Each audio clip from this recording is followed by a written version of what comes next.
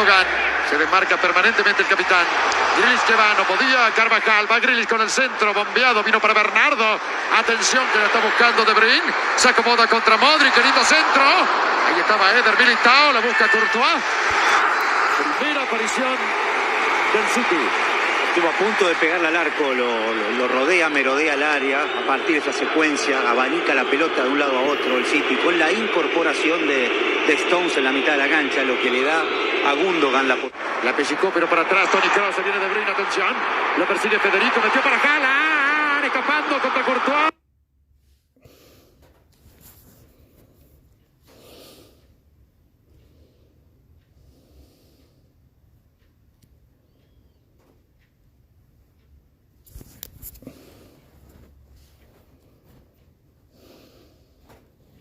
Este se originó en un acuerdo stand-by firmado en junio del 2018 por un monto de casi 57.000 millones.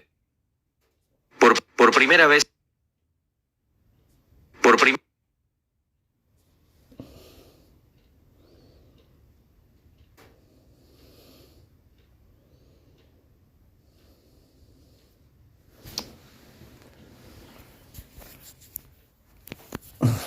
Hi, Og. My name is Anabel Sanchez. I am from Buenos Aires, Argentina. I'm 18 years old. I am the Spanish model, but I am very excited to be a part of the podcast.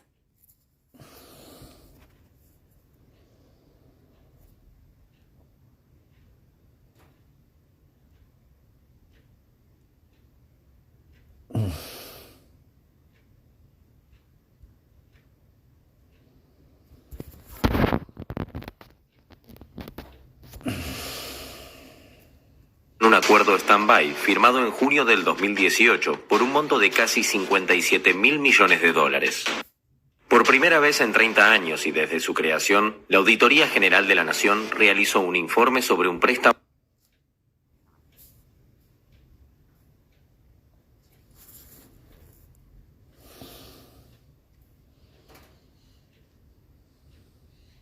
Por primera vez en 30 años y desde su creación, la Auditoría General de la Nación realizó un informe sobre un préstamo del Fondo Monetario Internacional. Este se originó en un acuerdo stand-by firmado en junio del 2018 por un monto de casi 57.000 millones de dólares. El mismo fue modificado en octubre de ese año, permitiendo aplicar los fondos del préstamo a gastos presupuestarios en general.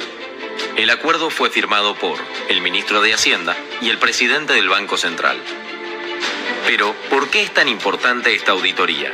Porque se trató de un préstamo extraordinario y excepcionalmente alto. De hecho, este fue el préstamo más grande de la historia de la Argentina y del FMI, representando 127 veces la capacidad de endeudamiento de Argentina con el fondo. Pero no solo eso. La importancia relativa del monto del préstamo respecto de la emisión de deuda y de la deuda total acrecentó su vulnerabilidad y aumentó los riesgos derivados de la estructura de la cartera de deuda argentina. Por este préstamo se pagaron comisiones y gastos al FMI por más de 13.000 millones de pesos, equivalentes por ejemplo al 52% del presupuesto del CONICET de 2018 y al 39% del mismo en 2019. ¿Qué se investigó en esta auditoría? Este informe tuvo como objetivo principal evaluar si el acuerdo stand-by se gestionó mediante procesos y procedimientos que aseguren una gestión eficiente y efectiva de la deuda. La AGN evaluó cumplimiento de normas y sanas prácticas internacionales, eficiencia, transparencia y efectividad en la gestión, que exista endeudamiento responsable, impacto en la solvencia y sostenibilidad de la deuda pública. ¿Qué reveló esta auditoría?